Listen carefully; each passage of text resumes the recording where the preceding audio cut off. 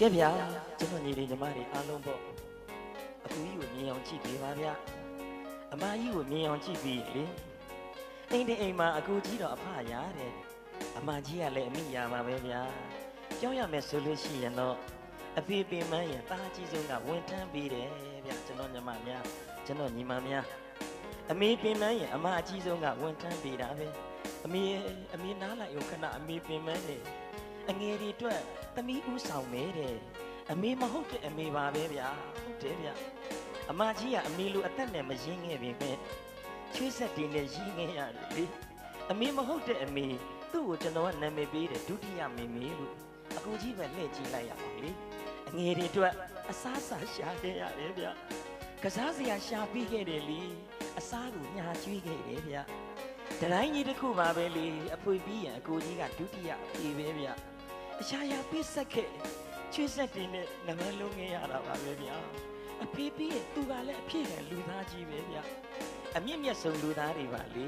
ချစ်တဲ့နှလုံးသားကကြီးမားခဲ့တော့တခါတလေကို့အရေးထက်ကို့ညီတွေညီမတွေအရေးပဲငဲ့နေရတယ်ဗျာ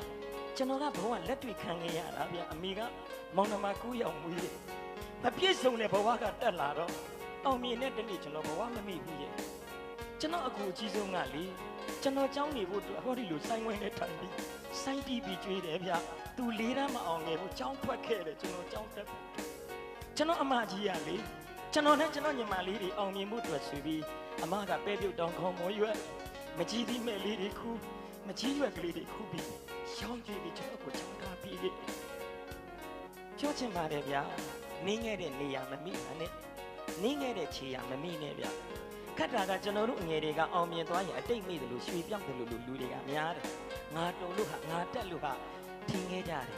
နင်းခဲ့ရတဲ့နေတွေကအများကြီးပါဗျာမိုင်းတလန်ဒီမိုင်းတထောင်ရဲ့အစခြေတလန်ကစခဲ့တာပဲဗျာ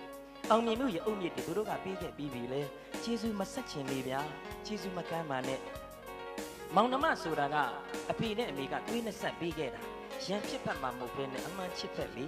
ရိုင်းတဲ့လက်ကိုတွဲလို့ခေါ်အခက်အခဲကိုအတူတူကြောင်းအဲ့ဒါမောင်နှမလို့ခေါ်တာဗျအမှန်ချစ်ကြပါဗျာရန်မဖြစ်ကြပါနဲ့အကူကြီးတွေအမကြီးတွေရဲ့ပေါ်မှာကျေးဇူးတွေဆက်နိုင်ရပါစေအမအငယ်တွေအတွက်ပေးဆက်ခဲ့တာများခဲ့ပြီးပြီတော့အကူအငယ်တွေကရင်းခဲ့ရတာများပါတယ်ဒါပေမဲ့ပြန်ရဖို့တွေးလားမတွေးပါဘူးဗျမတွေးပေမဲ့ပေးရမှာကကျွန်တော်တို့အငယ်တွေရဲ့အလုပ်ဟုတ်တယ်နော်အကူကြီးအဖအရာအမကြီးအမိအရာအဖေမဟုတ်တော့အဖေအမေမဟုတ်တော့အမေများအတွက်လက်ခုပ်တန်လေးတော့ချီးမြှင့်ပေးပါလားဗျာ